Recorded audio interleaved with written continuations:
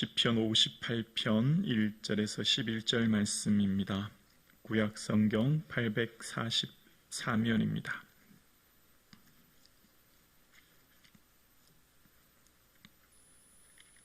하나님의 말씀입니다. 함께 고백드리겠습니다. 통치자들아 너희가 정의를 말해야 하거늘 어찌 잠잠하냐. 인자들아 너희가 올바르게 판결해야 하거늘 어찌 잠잠하냐. 아직도 너희가 중심에 악을 행하며 땅에서 너희 손으로 폭력을 달아주는도다. 악인은 모태에서부터 멀어졌으며 나면서부터 곁길로 나아가 거짓을 말하는도다. 그들의 독은 뱀의 독 같으며 그들의 귀를 막는 귀머거리 독사 같으니 술사에 홀리는 소리도 듣지 않고 능숙한 술객의 요술도 따르지 아니하는 독사로다. 하나님이여 그들의 입에서 이를 꺾으소서. 여호와여 젊은 사자의 어금니를 꺾어내시며 그들이 급히 흐르는 물같이 사라지게 하시며 겨누는 하살 꺾임 같게 하시며 소멸하여 가는 달팽이 같게 하시며 만삭되지 못하여 출생한 아이가 햇볕을 보지 못함 같게 하소서. 가시나무 불이 가마를 뜨겁게 하기 전에 생나무든지 불붙는 나무든지 강한 바람으로 휩쓸려 가게 하소서. 악인이 악인의 보복당함을 보고 기뻐하며 그의 발을 악인의 피에 씻으리로다. 그때 사람의 말이 진실로 의인에게 가품이 있고 진실로 땅에서 심판하시는 하나님이 계시도다 하리로다. 아멘. 할렐루야. 아멘. 이렇게 새로운 날을 허락하신 예수님, 또 우리와 함께 하시는 주님의 은혜를 감사드립니다. 무엇보다도 주님 앞에 나와 예배드릴 수 있는 건강과 믿음을 주신 주님께 감사가 넘치는 이 하루 되기를 주님의 이름으로 축복합니다. 아멘. 오늘 본문은 다윗이 늘 개인의 문제에 집중했지 않습니까? 개인의 삶의 아픔, 눈물, 통곡을 주님 앞에 올려드렸는데요. 오늘은 그 시점이 개인을 넘어 국가, 민족을 보는 관점으로 조금 확대됩니다. 그러니까 사회의 지도층, 즉 통치자에 대한 선포가 오늘 본문에 등장합니다.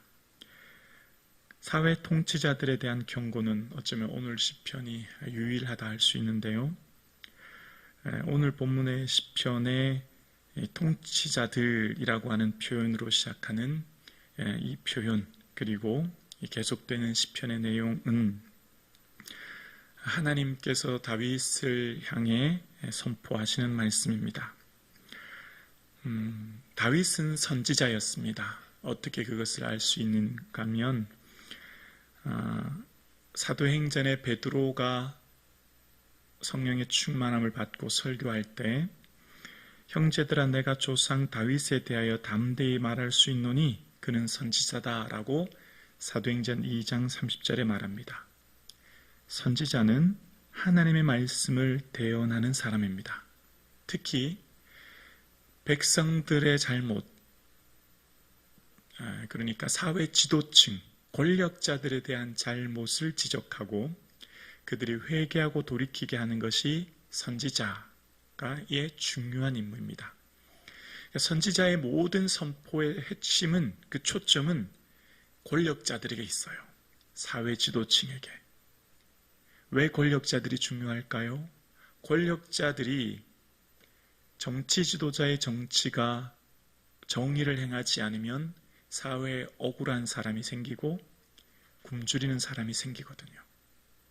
정치 지도자의 중요성을 이 이사야, 미가, 호세와 같은 선지자들을 통해서 끊임없이 지적하시는 것을 봅니다.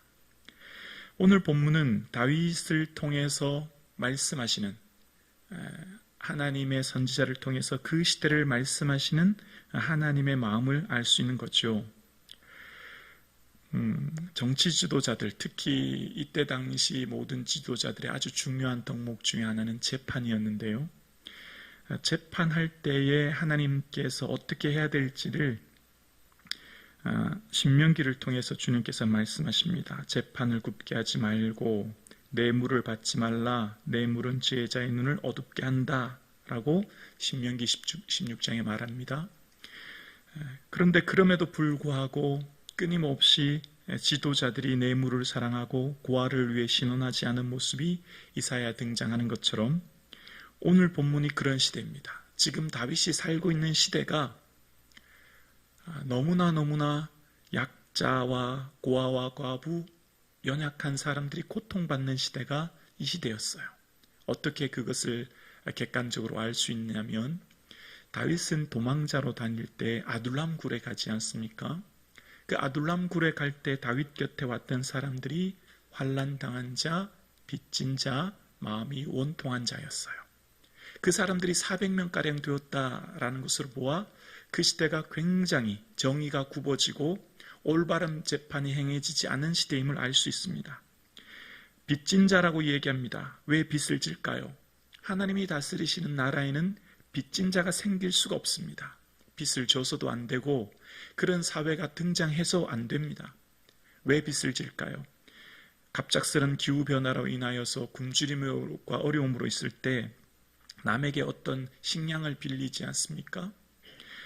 어려움을 당하고 고통당할 때 무엇을 빌리고 어려우면 하나님께서는 반드시 약자들을 향한 보호하는 방편이 있었죠. 바로 안식년법이라는 것을 통해 그들을 보호하도록 땅을 6년차는 땅을 7년차는 땅을 짓지 않게 해서 약자들을 향해 보호하시는 마음이 있었지요. 또 레위기 19장에서 끊임없이 말씀하시는 하나님의 거룩함, 내가 거룩하니 너희도 거룩하라 라고 하시면서 말씀하시는 게 뭐였죠? 반 모퉁이는 거두지 말라는 거예요. 반 모퉁이는 왜 거두지 말라고요? 고아와 가부, 연약한 자들에 두라는 거죠. 그러니까 배고픈 사람들이 없도록 하시는 것이 하나님의 마음인데 빚진 자가 생겼다고 하는 것, 가난한 자가 생겼다고 하는 것은 부익부 형상이 나타났다는 겁니다. 힘 있는 사람들, 권력자들이 약자들의 편을 들어주지 않고 오히려 그들의 것을 빼앗았다는 것을 말하는 거예요. 마치 이사야 선지자 시대처럼 토지에 토지를 연하여라는 표현, 연하다는 말은 더 뗀다는 거거든요. 토지는 개인 것이 될 수 없거든요. 마치 아합이 나봇의 포도원을 강제로 뺏는 것처럼 토지는 뺏을 수 있는 게 아니거든요. 그래서 빚진 자가 생기는 거예요. 그리고 마음이 원통한 자가 생깁니다. 왜 마음이 원통해요? 재판이 공의롭게 행하지 않기 때문이에요. 재판이 부자의 편에서 뇌물을 받고 재판을 행하니 마음이 원통한 자가 생기는 거죠. 사회의 최후의 보류가 무엇입니까? 재판 아닙니까? 법정이잖아요. 내 억울함을 밝혀줄 수 있는 유일한 마지막 최후의 보류가 법정인데 법정마저 재판이 굽어지게 행하니 마음이 원통한 자가 생기는 거예요. 그래서 빚진 자, 마음이 원통한 자들이 다 그에게 모였다고 합니다. 다윗에게 몰려왔다는 거예요. 그러니까 지금 사울이 통치하고 있는 시대는 하나님 보시기엔 너무나 불의한 시대였고, 그래서 오늘 본문 1절에 이렇게 말합니다. 통치자들아, 너희가 정의를 말해야 하거늘 어찌 잠잠하냐? 인자들아, 너희가 올바르게 판결해야 하거늘 어찌 잠잠하냐? 2절입니다. 아직도 너희가 중심의 악을 행하며 땅에서 너희 손으로 폭력을 달아주는도다.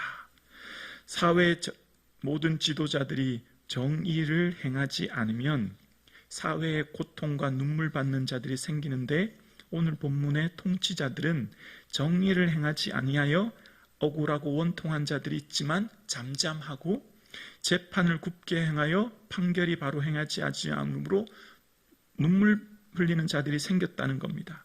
그래서 그들의 모습 속에서 오히려 폭력을 달아주는 이런 불의한 사회가 생기게 되었다는 겁니다. 이런 불의한 세계 사회에 대하여 하나님께서는 다윗을 통해 말씀하시기를 이 땅의 모든 악인, 그러니까 통치자들의 모든 거짓과 죄에 대해 마치 뱀에 대해 비유하면서 그들은 결국 심판받을 것을 이야기합니다. 뱀에 대해 비유하며 그들이 아무런 말도 듣지 않음을 주님께서 책망하시는데요. 5절에 보면 술사에 홀리는 소리도 듣지 않고 능숙한 슬객의 요술도 따르지 아니하는 독사로다. 어떤 말도 듣지 않고 강팍해지지 않은 사회 지도자들, 통치자들을 향해 하나님께서 회개를 촉구하시지만 듣지 아니하시는 것을 말씀하시는 거예요.